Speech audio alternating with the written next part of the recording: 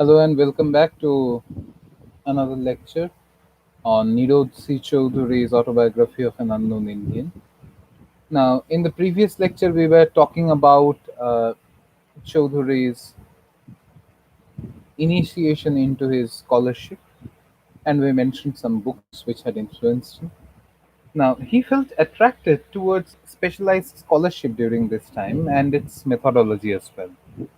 And the Imperial Library, the new Government National Library of Calcutta, also stimulated his interest in history.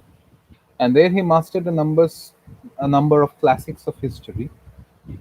In this way, he acquired the requisite historic attitude and the historic integrity and the historic knowledge that was necessitated by his discipline. And he wrote his essay on history at the age of 20. Later, it was incorporated in his autobiography as an essay called On the Course of Indian History.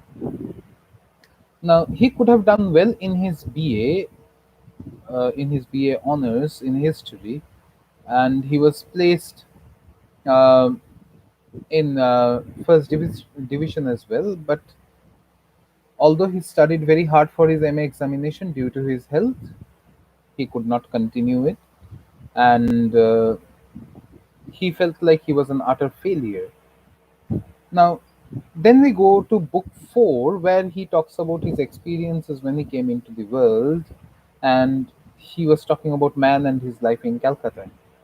The natives of Calcutta were extremely proud of themselves and of their culture, and they hated foreigners and all efforts at reform. And they were extremely conservative, according to Chaudhuri. There was an influx of people from the East Bengal, and natives of Calcutta hated them also, and they loudly denounced Tagore, Rammohn Roy, and Brahmo Samaj. The English and other foreigners phrases called such phrases were hostile to the Bengalis, um, and called them babus, that is clerks, and Nirod Chaudhuri disliked them. The Bengalis of Calcutta could be easily divided into three classes according to him: the rich, the lower middle class, and the intermediate. The wealthy took great care of their dress and skin and lived in spacious, well furnished houses. The houses of the middle class people were much smaller and shabby to look at, and they had very little furniture, and visitors usually had to stand at the door and talk to the masters of the house. That was the rule of the time.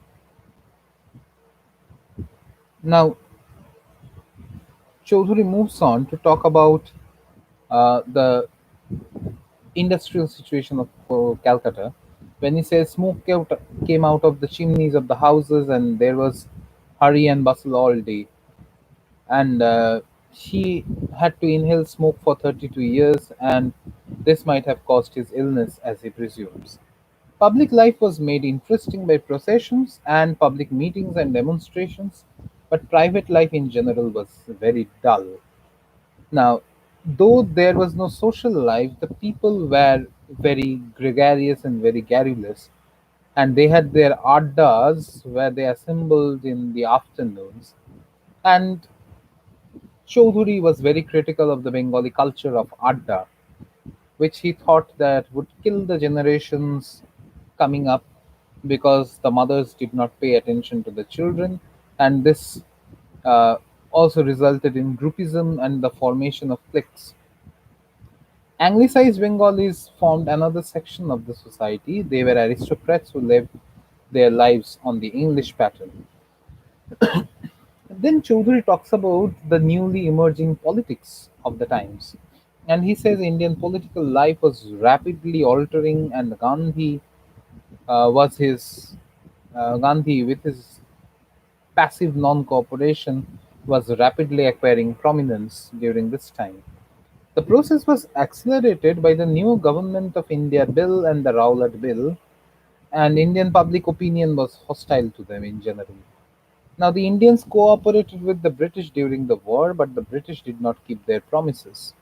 And Indians fought them with their weapon of passive non cooperation, but the movement soon became violent and had to be discarded.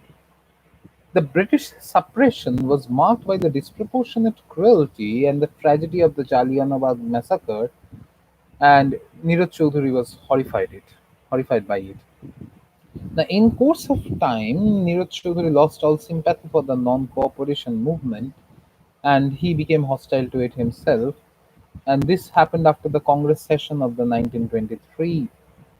Now, his attitude was impulsive, for he became a strong supporter of the Gandhian regime during the civil disobedience movement of the 1930. After that, he lost faith in Gandhi and became an Anglophile. Hindu nationalism had been directed against the Muslim rulers, and after the fall of the Muslim empire, the Muslims also formed bonds with the Hindus in their fight against the English, and thus Hindu nationalism became Indian nationalism. Ram Mohan Roy was the pioneer of the Indian nationalism, and other leaders included Bankim Chandra Chattopadhyay and Swami Vivekananda as well. And they were all staunch lovers of their own country.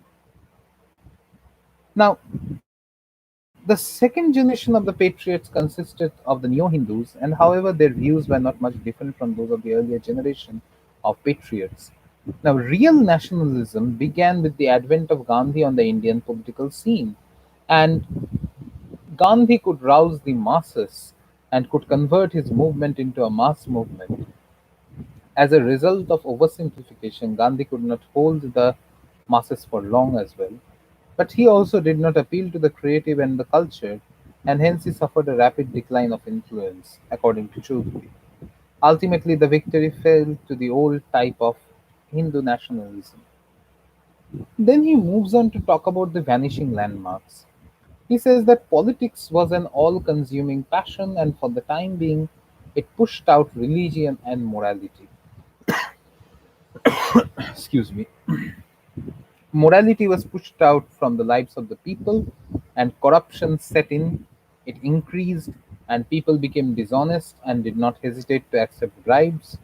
And this laxity in moral values ached Nirod Chaudhary very much. Spiritualism as well lost its significance and became purely a theoretical activity of a few with no real impact on the lives of the people.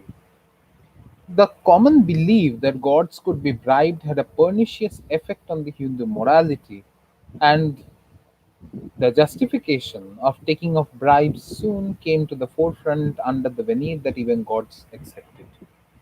The common belief that such a practice was acceptable was very hurting to Niraj Chaudhary. The synthesis of Eastern and Western culture, which had been achieved with keen foresight and a tireless effort, was soon disintegrated, and it became a thing of the past only to be glorified and not to be believed. And as a result, the process of westernization rapidly gained ground, and the faith in the synthesis of the Eastern and the Western values was completely discarded, and it lost its way somewhere mid ground. Now, Nirotsi Chaudhary suffered from depression and lowness of spirits and failed to take his MA examination. His career thus met with a crash. With the help of a friend, he managed to get a job in the military accounts department. In the beginning, he worked hard, and soon he earned a promotion with an increase in his salary. But the work did not suit him, and soon he began to neglect it. At last, he was dismissed and faced poverty and extreme misery. He suffered from spiritual distress and became very pessimistic and longed for death during this period. And this was a sort of moral and intellectual decay which Chaudhary faced. Then we come to Chaudhury's own essay on history, which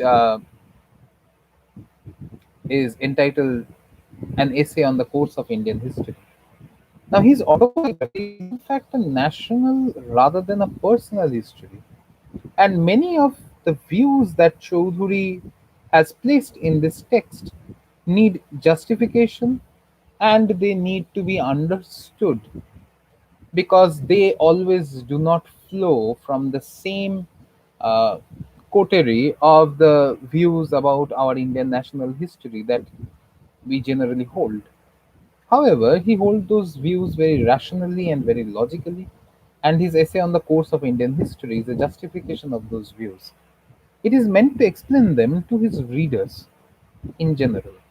Now, great empires and civilizations have risen and fallen in the world, and the Hindu civilization followed a similar course. The epics of the world make this fact very clear.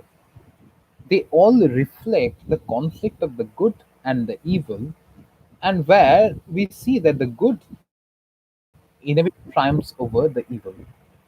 Now, this is also a fact of the civilization of modern India.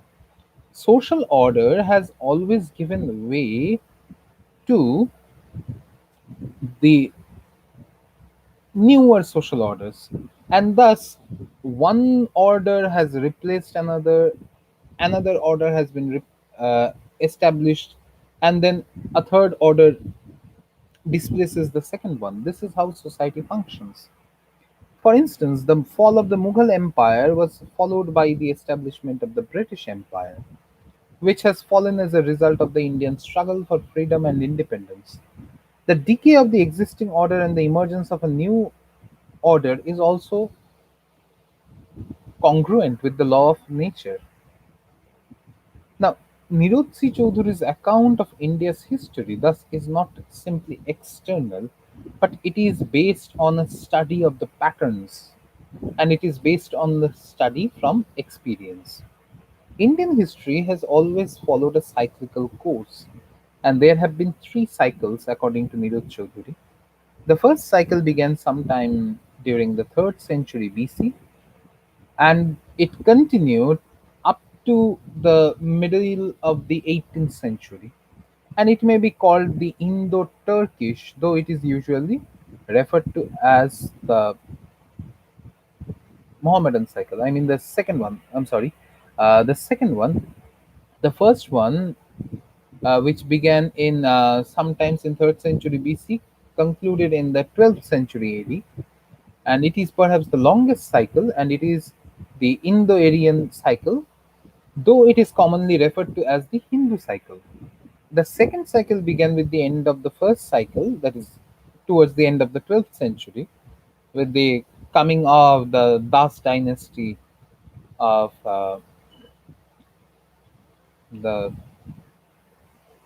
first Turkish people who visited India, and it continued up to the middle of the 18th century, and it should be called the Indo-Turkish cycle, although it is called the Mohammedan cycle. The third cycle, which began with the middle of the 18th century, is still continuing. It did not end with the independence of India, and it may be called the Indo-Pakistan cycle, although it is generally referred to as the British cycle. Now, in the first phase, the dominant language was none other than Sanskrit. In the second phase, the dominant language was Persian or Urdu. And in the third phase, the dominant language is English. And thus, each cycle has its own dominant language. And these cycles show that India was dominated by foreign influences despite its definite geographical form and its large resources. And this is very surprising to Nirod Chaudhary. In the first circle, India was in contact with the Persian Empire and the empires of Greece and Rome. These influences molded the civilization of India as we understand it today. Now, during this period, foreigners invaded India, and there was an interchange of influences. There was a commerce of thoughtful currency. In the second phase, India became a Muslim country, and in third phase, India severed her connections with the Muslim world and became a colony of England. And the withdrawal of the British powers and the British Empire did not cease simply with the Western influences. That is, we are still being influenced by the Western ideas, Western thoughts, Western languages, and so on and so forth. Now, in each cycle, India was dominated by a culture which was most developed and most influential. In the first phase, it was the Aryan cycle. In the second phase, it was the Islamic cycle. And in the third phase, it was the synthesis of the cultures of the East and the West, which was dominant in the Indian peninsula. Now, succession of cultural cycles is quite prominent. Together with it went the linguistic cycle, but the linguistic cycle is not as well marked as the cultural cycle is. And the language of the dominant political element in the language of India in each of the cycles, first Sanskrit, second Persian, and thirdly English, has been still existent in India. But India never gave up its own vernaculars because Indians have always used the vernacular tongue or the mother tongue in their daily communication, and therefore these languages also thrived in the process. Now, for day-to-day purpose, for day-to-day purposes of communication, India has a set of languages.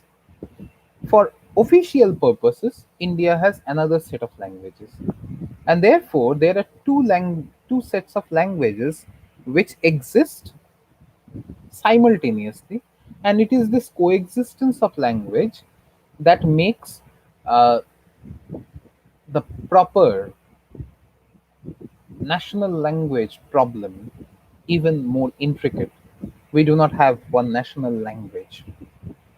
Now, the idea of the English, the Englishness, predominates in the writing of the Indians today. That is, we are writing novels, poetry, prose, and this is called Indian writing in English. Now, however, Chaudhuri points out that no matter how much we write in that language, no matter how much we try to appropriate that language in our own discourses, still the very essence of the synthesis between the Eastern and the Western cultures has been by and large rejected by the majority of India today. We do not write in English because we want to have a synthesis between the Eastern and the Western discourses. Now we write in English because we know the language. For most of us, it is the second language. For some of us, it is the third language. For some of us, it is the first language. And therefore, we are well versed in English and therefore we write in it rather than to achieve the goal of English being a medium and a vehicle of communication between the East and the West, that is, the two cultures. Political order in India was always established and maintained by foreigners. Now, we have seen this through the history of India. First, it was the Aryans, then, it was the Turkish people. In between, some other tribes have tried to rule us, and then finally, it was the British who ruled us. And right now, we are being technologically ruled by so many countries. So, political order in India was always established and maintained by foreigners. It was first established by the Turks, the Turk Mughals, and the Persians, who first established their own government in India, which was a foreign government. The Aryans, they first mixed with the people, and therefore we do not know much about their own way of governance as a foreign governance. But it was the Turkish and the Turkish Mughals, the Afghans, the Pathans, the Arabs. They first established their own specific kind of government and a specific kind of governance in the Indian soil, which can be called the first instance of foreign governance. And then the political order was taken over by the British, who created their own sort of governance, which was much, much different from the Farman system of the Mughal Badshah, and legalization of documents soon became available to everybody. Now, the Anglo Saxon power in India seems to be passing away, according to Chaudhary. Europe itself is disintegrating, as Chaudhary observes. But in reality, it is organizing itself under the leadership of America. So you can see Chaudhary is already talking about the handover of power through several nations. And it is this cultural, political, and power based handover which is so very interesting because history helps us to trace down these streams through which the power flows, these discourses of power. Now, in times to come, as Chaudhary observes, it is possible the US alone or along with British Commonwealth might rejuvenate India. And now look at our IT sector. Most of the companies which came to the IT sector originally were American. America, Australia, and so on and so forth. So many countries are now ruling our entire IT sector. And basically, our IT, outsourcing, brain drain, these were some terms which we were very much accustomed with when we were children. So, this is a very interesting way of tracing history. Because you see, history allows us to trace our future and understand our present as well by example of what has happened already in the past. And Chaudhuri says something which is very interesting. He says that India has always needed, for its life and vitality, such foreign influences. Because India has always entertained a commerce of thoughts, a commerce of concepts, more than a commerce of physical material goods. Now, the old Hindu culture, as Chaudhuri observes, is dead and cannot be rejuvenated.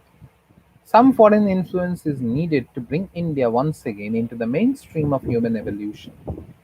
Only then can India move forward to greater heights. Now, this observation is very interesting because it talks about a few things which are very interesting, which are very vital to our understanding of Indian civilization right now. Chaudhuri says that the old Hindu tradition, the old Hindu culture is dead and cannot be rejuvenated. So, number one. Number two is he says some foreign influence is needed to bring India back into the mainstream of human evolution. That means that India has gone back in time. And then he says only then can India move forward to greater heights. So the old Hindu culture is dead. India has been backward, has become backward, and that India has the potential to rise to great heights. Now, these are the three truths of our own time because now we see that there is a desperate attempt to bring back the old Hindu tradition. And in a country of such diversity, you cannot simply rule by religion anymore. So, therefore, Chaudhuri is very correctly observing that the old Hindu culture is dead and it cannot be rejuvenated. If you try it for some time, maybe you can force it on people, but not for long. The same thing happened in Hitler's Germany. There is race based superiority, religion based superiority. Any form of superiority does not last for long. Secondly, that India has taken a step back in human evolution. Now, if you look at it economically, if you look at our recent output, you will understand that yes, this is right. And the third thing, which all of us must agree, that with such great minds that we are producing today, and maybe you too are one of those minds. I am not, but you are. So, with such prospective bright futures, India has the potential to rise above the shallow territories that it is traversing right now, economically, politically, culturally, ideologically, and so on and so forth. Because India has a rich culture, and we are just highlighting a little bit of it. And we are forgetting about the rest of the stuff that is going on in India. India is so very progressive today in technology, in media, in um medicine, in treatment, and so on and so forth. So, therefore, Chaudhary is very correct in his observations. Now, with this, I'll stop this video because we have done a discussion of Chaudhary. Now, if you want, then I can have one session more on Chaudhary where I can talk about the several issues which are prevalent there in Chaudhary. So, if you want another video on that, please tell me in the comment section. Then and only then shall I make another video where I'll be talking about the issues that are there in Chaudhury's autobiography. Otherwise, this remains the last video. So thank you so much for listening to me and hope to see you soon with another video on something else. Have a good day.